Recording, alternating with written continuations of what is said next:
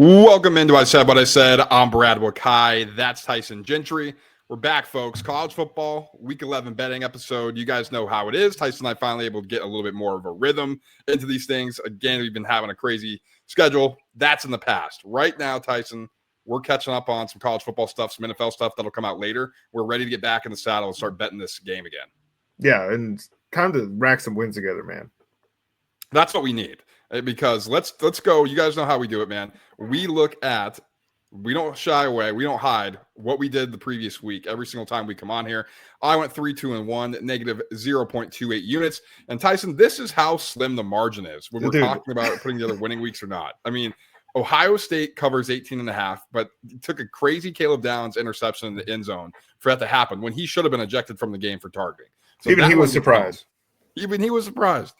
Baylor -3, that was a no sweater. So I was happy with that. And Texas Tech, it looked like a no sweater on the board, but they were trying to give that thing away multiple occasions late. And so those are the ones you're happy to get home. On the flip side, my play of the week, Iowa State.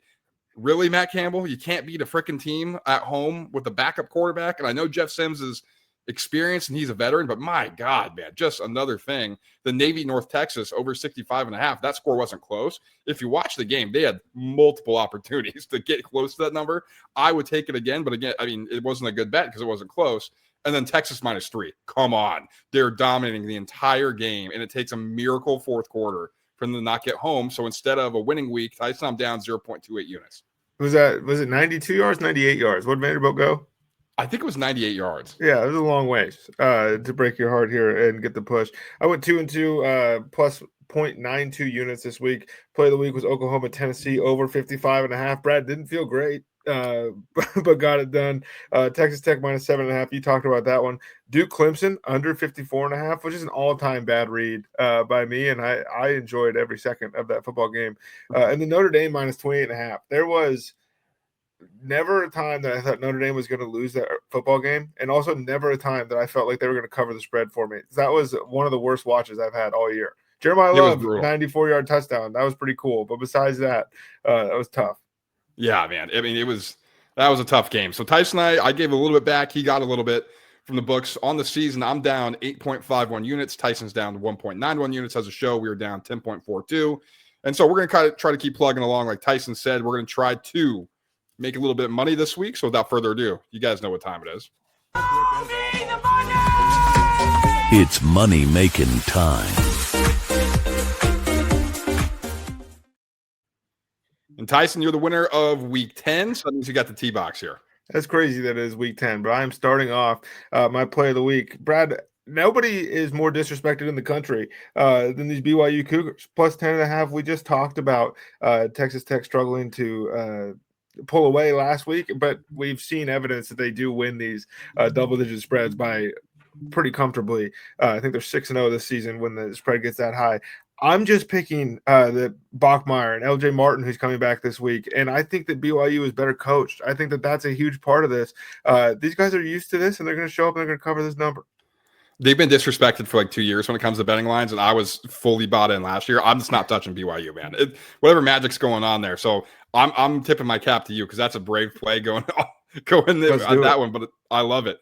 For me, play of the week, I'm betting against my alma mater on Indiana -14.5, -110 on FanDuel.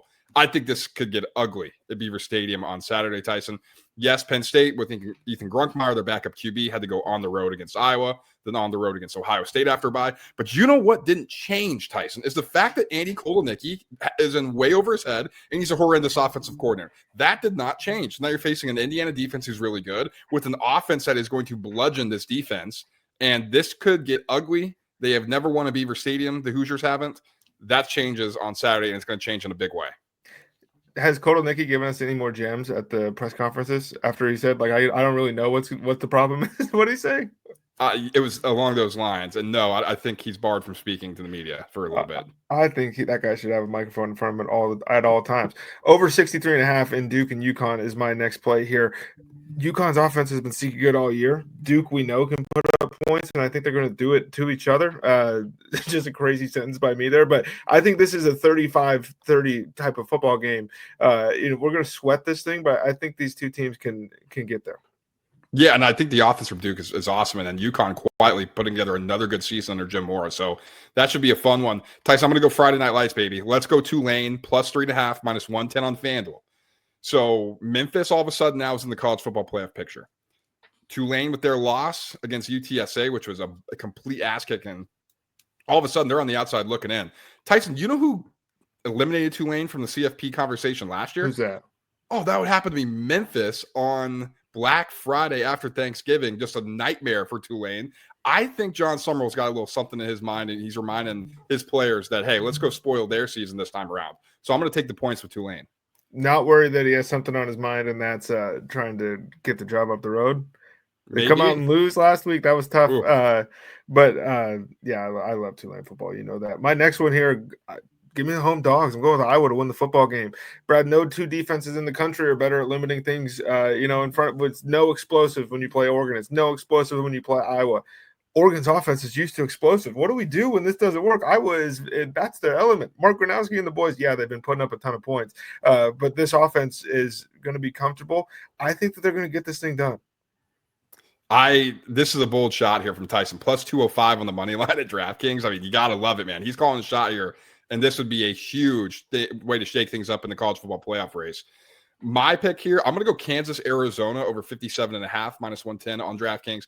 Tyson, this Arizona offense, I know it looked ugly and hard to watch last season, but Brent Brennan, they changed some offensive coordinators. They changed the staff. I think we talked about this too. Got more of his guys into the program instead of the holdovers from the Jed Fish regime. And this thing looks a lot different. I mean, Noah Fafita looks like the quarterback he was 2 years ago. They're putting up a ton of points. And on the flip side, Kansas can be as explosive as anybody, whether Jalen Daniels is throwing the ball to his team or the other team. I think they're going to be points scored in this one. I think this is a fireworks show. I can't believe you taking shots at that guy like 2 or 3 shows in a row. Some of them weren't even college football shows. Brad is just going at Mr. Daniels. I think LSU's getting smoked by Alabama. Bama is minus 10. That's minus 105 on DraftKings. I know the post-Brian Kelly bump, and they're coming off a bye and all of this great stuff that seems to work for other universities at times. That's not working here because LSU and Alabama this means something to the Bama guys too. They want to drive the nail in the coffin even further. But when you out-talent somebody after your coach gets fired, Brad, that's one thing. LSU's not going to be able to out-talent Alabama, and they can't score enough to keep up. I think Bama rolls. My next one here, I'm taking Miami, and I'm laying the wood with them minus 28.5, minus 110 on FanDuel against Syracuse. That's a Syracuse team that just lost to North Carolina. That offense looked horrendous. I mean, you're going with the third-string walk-on, and yes, there could be some changes. Tyson, Miami has too many good players to not destroy Syracuse this week. And I know there's some questions about if they're still motivated after the 2 losses in a row. This has prime bounce back written all over it for me. So I think Miami makes another statement. This defense performs better. The offense performs a lot better, and they run it up against Syracuse. Yeah, crazy season for Syracuse, I think. Like, it's been really strange. What do you think? How do you think that feels being Bill Belichick's first ACC win and the fact that it wasn't close? It's got to be tough. That's got to suck. My last one here, I'm rounding out because I'm going to be up late. I'm going with Hawaii plus 6.5. I know they're outmatched. San Diego State is leading the conference. Brad, nobody wants to win this conference. And San Diego State's looked good, actually, this year. 7-1 is the overall record. But, if people weren't as infatuated with Boise State before the season started, maybe they'd be getting a little bit more love nationally. The defense is good, all that stuff. That's fine. Travel on down to Hawaii. We're playing at 9 o'clock at night where I live, and we're going to get some we don't have Pac-12 after dark. We get Big Sky football after dark in the FCS, but this is Hawaii's time to shine. I love it, man. I love Timmy Chang. It's awesome to see him coach. I got 2 more plays remaining, Tyson.